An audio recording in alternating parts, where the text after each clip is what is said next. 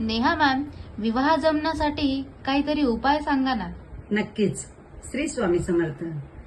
हल्ली सर्वांनाच हा प्रश्न भेडसावत आहे की अगदी अनुरूप असून सुद्धा, सर्व गुण संपन्न असून सुद्धा विवाह का बरं जमत नाही.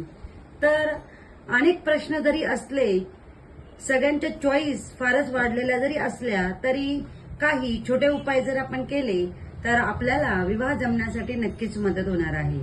मग ते छोटे उपाय कुठले आहेत ते आता आपण बघू.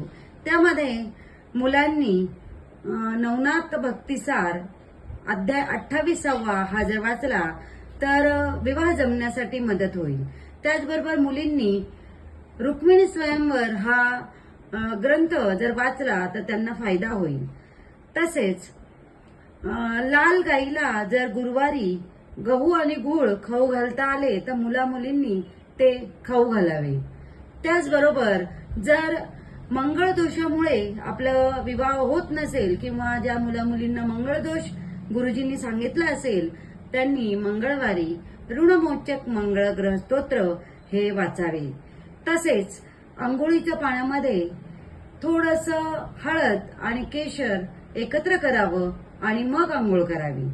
त्याचबरोबर मुला मुलींना बाहेर जाताना, कार्यक्रमाला जाताना जर तुरटीचा छोटा खडा घ्यावा आणि तो चेहऱ्यावरून 11 वेळेला फिरवावा आणि नंतर तो घराबाहेर टाकून द्यावा आणि मग घराबाहेर पडावे. हा उपाय अगदी छान आहे आणि सोपा आहे.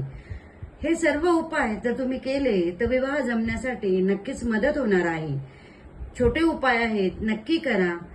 डॉक्टर नेहा जोशी, दत्त अनघा वास्तू रिसर्च सेंटर, नाशिक.